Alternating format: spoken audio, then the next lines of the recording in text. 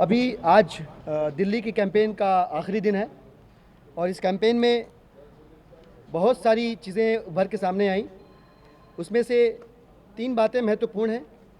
पहली बात तो ये कि अपना अपना असेसमेंट, कौन सी पॉलिटिकल पार्टी अपने आप को कहाँ रख के देख पा रही है। बहुत सारे सर्वेक्षण हो रहे हैं, बहुत सारे आंकड़ों के बाज़ार में आंकड़े बिक रहे हैं।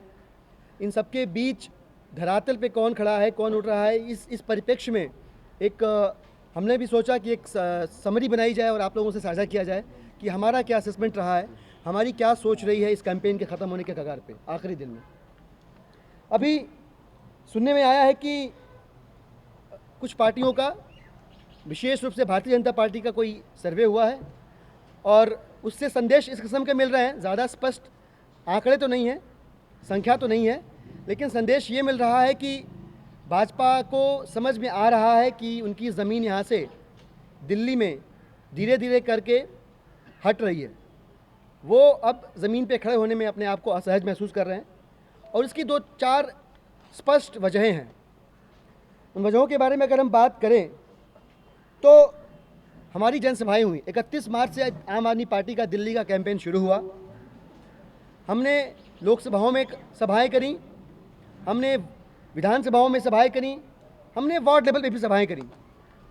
अगर मैं मुख्य रूप से अरविंद जी की सभाओं की बात करूं, आप लोगों को अगर याद दिलाऊं कि विधानसभा चुनाव में जो सभाएं हुई थी, उन सभाओं से 3 गुना 4 गुना कम से कम बड़ी सभाएं हुई हैं।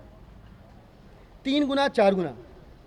और गौर करने की चीज़ ये है कि 31 मार्च के पहले मोदी जी की एक रैली हुई दिल्ली के अंदर।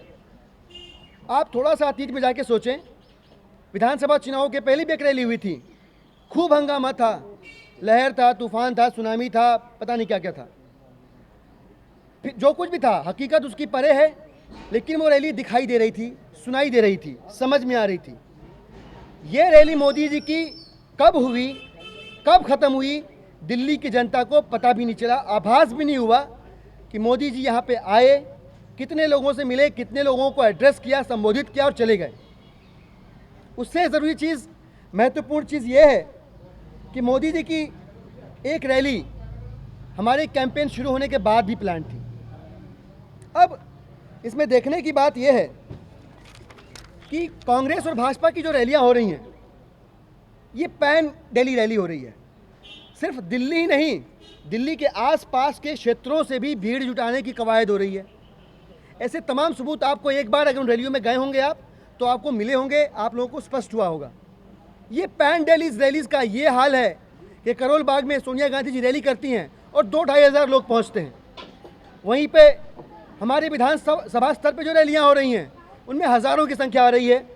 प्रमाण चाहिए, सोशल मीडिया पे, हमारे पेजेस पे बहुत सारे ऐसे फोटोग्राफ्स और वीडियोज़ होंगे जो इस बात का सबूत होंगे कि हमारी रैलियाँ आकार प्रकार में उन रैलियों से बहुत बड़ी हैं जो उनका शीर्ष नेतृत्व कर रहा है और पैन दिल्ली कंसेप्ट में कर रहा है।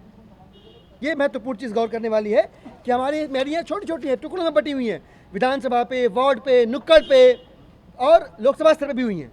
इन सारी रैलियों का आकार बहुत बड़ा रहा है। इसके बाद जो गौर करने वाली चीज़ है वो हमें लगता है कि यह है कि कांग्रेस पूरी तरह से, आज कैंपेन का आखिरी दिन है, हम जा रहे हैं, ग्राउंड पे कैंपेन कर रहे हैं। Looks like Congress has completely lost it.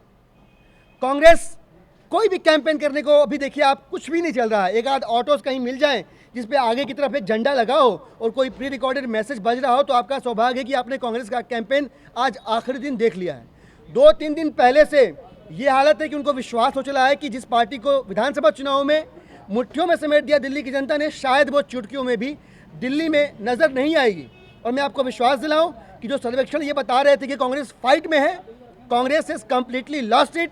और हमारा विश्वास है, जिस तरह का असेसमेंट है, हम ये मान के चल रहे हैं कि हमें 7 में से 7 सीटें आ रही हैं। हमने कोई सर्वेक्षण नहीं कराए। कुछ अखबार ऐसा कहते हुए पाए गए कि हमने सर्वेक्षण कराए हैं। हमने सर्वेक्षण नहीं कराए। हमारा अपना एक फीडबैक मैकेनिज्म है। हम ग्राउंड पे पॉलिटिकल असेसमेंट करते रहते हैं और उस असेसमेंट के मुताबिक ये बार बार सामने आया है। हमारा जो लेटेस्ट असेसमेंट हुआ है वो 31 मार्च तक का था, उस 31 मार्च तक ख़त्म हुआ। उस असेसमेंट से ये निकल के आया है कि बहुत तेज़ी से गियर अप हुई है चीज़ें, बहुत तेज़ी से सपोर्ट बढ़ा है। ये सिर्फ एक वजह रही होगी कि लोगों तक हमारा संवाद नहीं पहुंच रहा था, हमारी बात नहीं पहुंच रही थी। जैसे ही ग्राउंड कैंपेन शुरू हुआ, अरविंद जी की सभाएं लगना शुरू हुई, सिर्फ शुरू होना बता रहा हूं मैं, 31 को शुरू हुई थी, तुरंत लोगों के सामने बादल छटने लगे, बहुत तेजी से गिरफ्त हुआ है और हम कंप्लीटली दिल्ली स्वीप कर रहे हैं, ऐसा हमारा विश्वास है। 7 आउट ऑफ 7। इसके बाद महत्वपूर्ण बात जो आपसे ये करनी थी वो ये है कि अभी भी बहुत ज़्यादा रोष है जनता के बीच, कांग्रेस को लेके, भाजपा को भी लेके। भाजपा जिस तरह के चेहरों को ला के आ रही है, चुनाव में खड़े कर रही है, वो आंतरिक फूट तो डाल ही रहे हैं वो चेहरे, लेकिन इसकी वजह से जो ग्राउंड वॉलंटियर, जो ग्राउंड सपोर्ट बेस है, वो भी बेहद नाराज़ है। अभी मैं मोती नगर गया था, कल की बात बता रहा हूँ मैं, वहाँ मोती नगर में रमेश नगर एक इलाका है, वहाँ के लोगों ने बताया कि यहाँ से माकन साहब गुजरे और नज़रें नीची करके गुजरे, आई कांटेक्ट को अवॉइड कर रहे थे और इस हिसाब से जा रहे थे जैसे कि कोई देख न ले उनको।